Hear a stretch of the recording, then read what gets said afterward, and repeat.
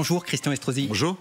Vous êtes maire de Nice, vice-président du parti Horizon. Je voulais vous faire réagir, puisque vous avez aussi été chargé du portefeuille de l'industrie dans un ancien gouvernement. Bruno Le Maire, le ministre de l'économie, confirme ce matin la nationalisation à 100% de l'entreprise EDF. Un contrôle par l'État, dit le ministre de l'économie, avec une exigence demandée à l'entreprise d'augmenter sa capacité de production d'électricité nucléaire. Est-ce que ça va dans le bon sens aujourd'hui, selon vous, Christian Estrosi? Ça va dans le bon sens, mais à deux conditions. Bon, d'abord, la France a commis, et ses gouvernements successifs, des erreurs que nous payons lourdement aujourd'hui d'avoir reculé sur le nucléaire ces dernières années. Nous avons donc un retard considérable à rattraper qui a un coût énorme. Et il est évident que cette nationalisation peut permettre de rassembler, de fédérer les moyens pour aller le plus vite possible dans le rattrapage de ce retard. Puis deuxièmement, c'est dire aux Français quel avantage ils vont en tirer. Une électricité peut-être moins chère, en tous les cas décarbonée. Une électricité propre. Parce qu'il n'y a rien de plus propre au moment où il faut arriver à faire baisser notre empreinte carbone que l'énergie nucléaire. Mais deux, les Français ne comprennent plus aujourd'hui, alors que la France est le pays européen qui produit l'électricité la moins chère, de voir leur facture d'électricité et d'énergie au prix où on la leur fait payer aujourd'hui. Tout ça pourquoi ? Parce qu'en la produisant la moins chère, on la revend à des distributeurs à un prix assez faible, mais qui la revendent aux Français à un prix très élevé. Avec des marges. Avec des marges considérables. Et donc, dès lors que l'État reprend la main à 100% sur EDF, moi je demande à l'État et au gouvernement de garantir aux Français que leur facture va baisser. Christian Estrosi, vous êtes donc maire de Nice. Je l'ai dit, je voulais qu'on aborde avec vous le sujet ce matin de l'immigration, notamment dans votre département. Catherine Colonna, la ministre des Affaires étrangères, se rendra en Italie ce jeudi, rencontrer son homologue. C'est un retour à la normale de nos relations avec notre voisin alpin. C'est de bon augure. On se souvient que début mai, Gérald Darmanin avait allumé le feu, si on peut dire, en jugeant que la première ministre italienne était incapable de régler les problèmes migratoires. Mais est-ce qu'il avait raison, Gérald Darmanin ? Mais naturellement, nous savons très bien que l'Italie est un pays extrêmement exposé parce que c'est une péninsule au milieu de la Méditerranée et que c'est la voie de la facilité pour traverser la Méditerranée depuis la Tunisie, depuis la Libye, qui sont en face, et ensuite venir vers les pays les plus attractifs pour l'immigration, comme la France. Donc que le gouvernement italien, quels que soient ses dirigeants, soient confrontés à cela, ça nécessite une forme de solidarité européenne. Voilà pourquoi nous avons, pour quelques-uns d'entre nous, qui sommes des héritiers, je dirais, des Républicains versus Sarkozy, toujours demandé un Schengen réduit à quelques pays qui soient capables de s'entraider pour qu'il y ait une frontière que nous protégions ensemble. Ça n'a pas été le cas, malheureusement. Et donc, aujourd'hui, que nous reprenions attache avec l'Italie, moi qui suis favorable à construire une eurorégion entre Nice, Imperia, qui est la capitale de la province voisine en Ligurie, Cuneo, qui est la capitale de la province voisine dans le Piémont, par exemple. Je ne peux que m'en réjouir, parce que si nous regardons l'avenir transfrontalier européen de cette manière, avec des eurorégions qui elle-même est une forme d'interventionnisme sur la gestion des flux migratoires, nous pourrions être plus forts. Voilà pourquoi je propose des avancées aussi en matière de décentralisation. Je vois ce grand débat. Je suis favorable au texte de Gérald Darmanin, d'ailleurs. De donner plus de pouvoir aux collectivités, aux élus de terrain. Je trouve que les dispositions du texte Darmanin sont intéressantes. Pour la première fois, on voit vraiment des notions de devoir face à ceux de droit en matière d'immigration. je vois sa volonté aussi d'aller vers des simplifications de procédures, là où on est confronté à des recours à répétition qui font qu'on n'arrive jamais au bout des contentieux. Et enfin, l'application accélérée des obligations de quitter le territoire français. Et donc, ce sont autant de mesures que je soutiens. En même temps, au nom d'un grand nombre de maires qui sont autour de moi, nous avons des propositions à faire. Je les mettrai sur la table d'ici quelques jours, je m'en entretiendrai. Vous allez rencontrer justement le ministre de l'Intérieur aujourd'hui. Donc naturellement, je veux en discuter avec lui et je ne les étalerai pas ce matin, mais à titre d'exemple, je peux en citer trois sur lesquels nous pourrions d'ailleurs aider l'État français et lui demander de nous confier cette responsabilité. Le visa étudiant, on sait que c'est une facilité pour certains, sous le biais d'un visa étudiant, de ne pas faire d'études, et puis au bout d'un certain temps d'être régularisable. Que nous ayons un droit de contrôle sur l'effectivité. Donc réduire le nombre de visas donnés aux étudiants étrangers. Que nous, maires, nous puissions contrôler l'effectivité des études. Pour réduire finalement, c'est ce que vous dénoncez comme situation. À partir du moment où on constate qu'il n'y a pas d'effectivité des études, qu'on puisse à ce moment-là retirer ce visa étudiant.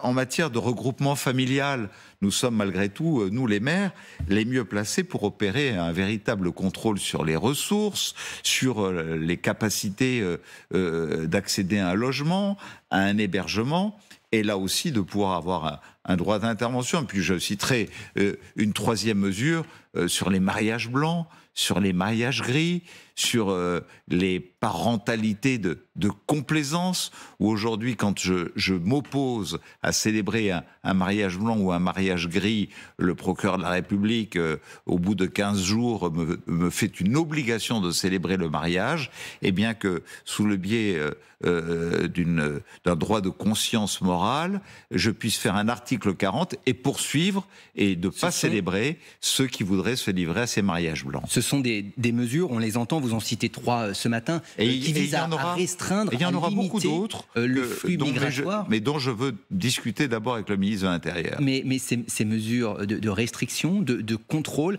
plus importants, vous les portez au nom des élus de terrain, des maires notamment, des responsables de collectivités, ou en tant que vice-président du parti Horizon, intégré à la majorité, vous pensez qu'elles seront acceptées par les députés, par exemple, du groupe Renaissance ? Vous voyez, la force d'Horizon, c'est d'être sans doute la seule formation politique dans notre pays qui se reconnaît dans la majorité présidentielle naturellement, mais qui a trouvé un juste équilibre dans la gouvernance de son mouvement sous la présidence d'Édouard Philippe entre des parlementaires et des élus locaux. Parce qu'au fond, quand on légifère aujourd'hui, dès lors qu'il n'y a plus de cumul des mandats entre les deux, que d'abord il y ait une discussion et un débat entre les maires et les parlementaires, naturellement permet que nous n'ayons pas des décisions législatives, réglementaires, qui soient prises alors que c'est sur nos territoires que nous sommes confrontés à la gestion de ces problèmes migratoires qui ne sont pas sans conséquences, notamment en matière de sécurité. Et nous voyons bien que dans la lutte contre le trafic de drogue qui prend des proportions considérables dans notre pays, oui, mais c'est un sujet. Aujourd'hui, les grands caïds de la drogue s'appuient d'abord sur des mineurs clandestins parce qu'ils savent que leur filière ne risque pas grand-chose à cause de mesures législatives qui ne correspondent pas à ce que nous vivons dans la vraie vie de l'administration de nos collectivités. François Sauvadet, justement, que vous connaissez bien, président de l'Assemblée des départements de France, a dénoncé justement une situation explosive dans votre département des Alpes-Maritimes, notamment face à l'afflux, vous venez d'en parler, de mineurs non accompagnés et étrangers. Est-ce que vous allez demander des renforts, des forces de sécurité supplémentaires pour mailler votre territoire et notamment la frontière avec l'Italie ? Chez moi, il y a deux sujets.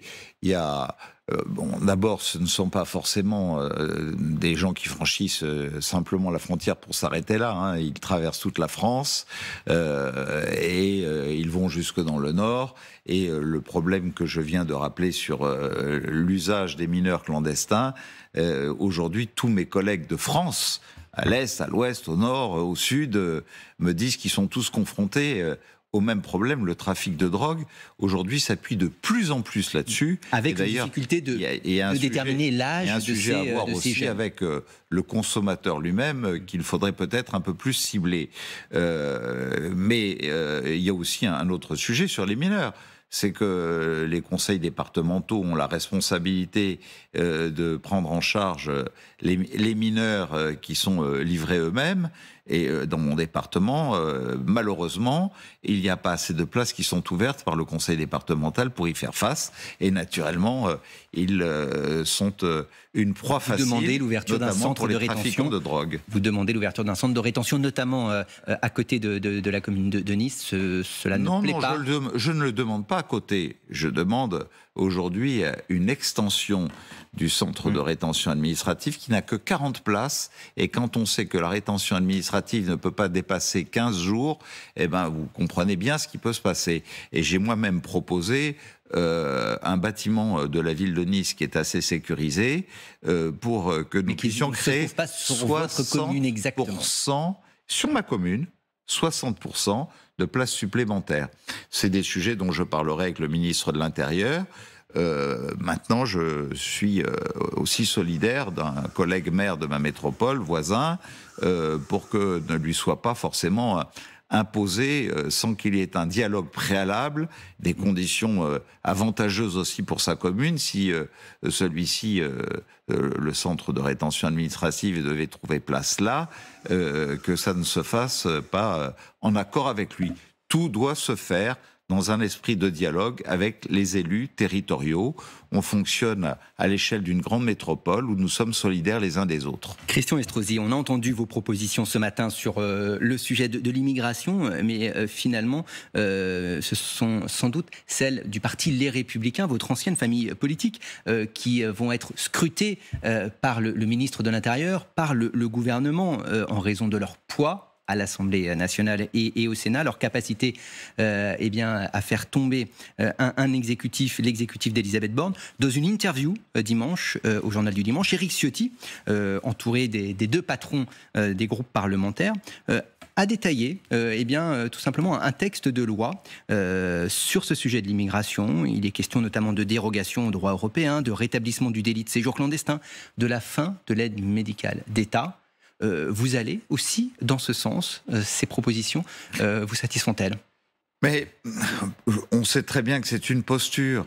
C'est une posture pour essayer de trouver une place. Et si on fait une superposition avec la plupart de ces mesures, avec celle du Rassemblement national, je pense que les Républicains font encore une course à l'échalote qu'ils perdront.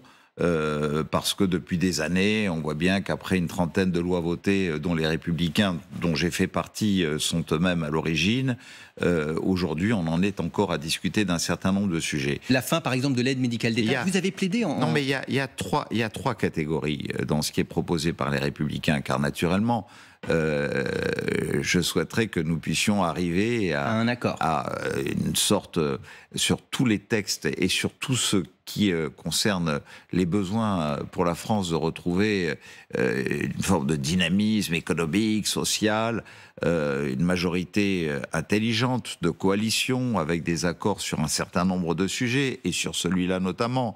Mais je ne suis pas convaincu de la bonne foi des Républicains. Il y a trois sortes de propositions de leur part. Une qui se superpose totalement avec les propositions de la loi Darmanin, et naturellement je ne peux qu'être d'accord. Une deuxième série où nous avons notamment l'aide médicale d'État, ou la réciprocité. Vous aviez dénoncé à l'époque, il y a quelques années, les abus. Et je dois dire que je suis assez favorable sur ce sujet quand on pense qu'il y a des Français qui n'ont pas les moyens de se soigner correctement et que c'est... Donc vous dites fin de l'aide médicale d'État, sauf pour les sujets de santé humanitaire. C'est quand même plus d'1,2 milliard d'euros chaque année qui sont dépensés là où les Français n'ont pas le bénéfice de l'accès à la santé dans les mêmes conditions que ceux que l'on accorde à des étrangers. Donc naturellement, c'est un sujet aussi humanitaire et qui mérite d'être discuté, mais c'est un sujet qui doit être abordé. Et il y a aussi un point sur lequel je suis plutôt d'accord, c'est la réciprocité avec les États qui, en matière consulaire, refusent de reprendre les délinquants qui sont originaires de leur pays. Et donc, et on se souvient de la tournée au Maghreb du ministre de l'Intérieur, sans beaucoup de résultats. Il y a un troisième volet qui est très important et qui, lui, est très caricatural et qui est totalement inconstitutionnel. Donc, naturellement, on peut faire beaucoup de populisme à peu de frais, notamment quand on veut sortir du droit international, du droit européen, c'est-à-dire faire exploser l'Europe tout simplement. Il y a une constitution dans notre pays. On sait que pour modifier la constitution, il faut une majorité qualifiée des 2/3 Sénat et Assemblée. Donc on a compris. Ils sont dans une posture, c'est ce que vous nous avez dit ce matin. Je voudrais qu'on aborde le sujet de la transition écologique. Hier, la première ministre Elisabeth Borne a réuni un Conseil national de la transition écologique. Il faut trouver 300 milliards d'euros pour tendre vers la neutralité carbone, augmenter la fiscalité des Français les plus aisés. C'est une proposition faite par l'économiste Jean Pisani-Ferry. Est-ce que ça peut aller dans le bon sens, un partage de l'effort, mais accentué pour ceux qui le peuvent? Mais je dirais que d'abord, nous avons tous un devoir. Je recevrai le sommet de l'océan en 2025, après New York en 2017. Sous l'égide de l'ONU. Et Lisbonne en 2022. C'est la France qui les recevra et je suis fier de les recevoir à Nice. Aujourd'hui, nous sommes une ville à la fois verte et bleue. Nous savons quels sont les enjeux sur le verdissement, sur la perméabilisation des sols, sur les isolations thermiques, sur la mobilité, sur l'usage des énergies renouvelables. Et naturellement, tout ça coûte beaucoup d'argent. Donc, je dirais que prendre aux plus aisés, naturellement, on ne peut pas dire aux plus modestes, c'est à vous qu'on va le prendre. Mais donc vous dites, mettons ce sujet dans le débat politique aujourd'hui. Je dis, plutôt que d'utiliser l'expression les plus aisés, prenons plutôt les plus pollueurs. Les entreprises, les grandes industries. Et ceux qui n'acceptent pas à intégrer dans une part de la gestion de leur entreprise une part de RSE qui accompagne les objectifs que nous fixe le GIEC, à savoir moins 25% d'empreinte carbone d'ici 2025, moins 50% d'ici 2030, et pour avoir la trajectoire de la neutralité carbone à 2050. En tout cas, au niveau de ma ville et de ma métropole, sachez que ces trajectoires, nous les tenons avec des investissements qui sont considérables. C'est une forme de courage, parce que naturellement, on est dans cette société de l'immédiateté où il faut répondre à la sécurité, à la santé, à l'éducation. C'est du quotidien auquel il faut répondre.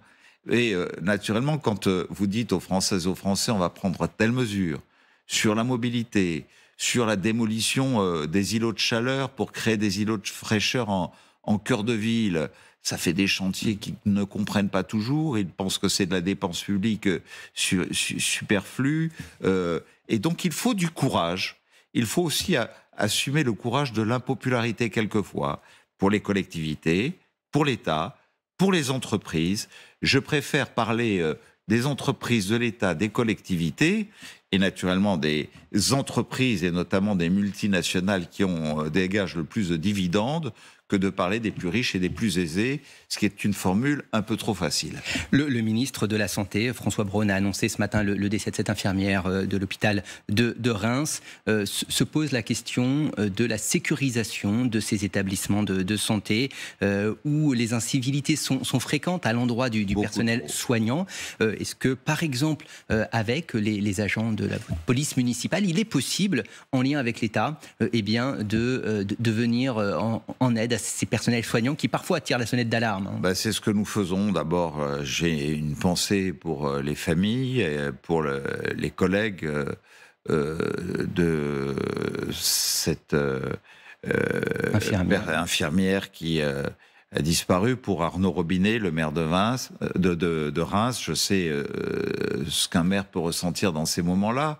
On est, en tant que maire, président du conseil de surveillance de son établissement hospitalier. Nous-mêmes, aux urgences, nous sommes trop souvent confrontés à des agressions de personnel.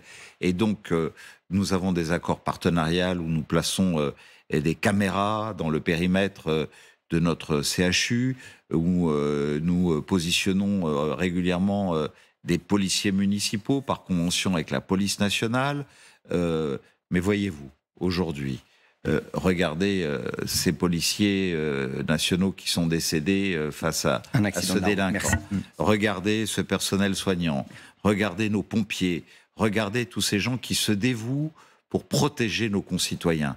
Je dis qu'il doit y avoir une unité nationale autour de tous ceux qui se sont engagés dans la vie publique pour nous protéger, pour nous sauver, pour nous accompagner dans les pires des épreuves. Et ça doit aussi nous rappeler combien dans ces temps-là, nous avons besoin de cette unité dans notre pays. Merci beaucoup, Christian Estrosi, d'être venu sur le plateau d'LCI répondre à nos questions.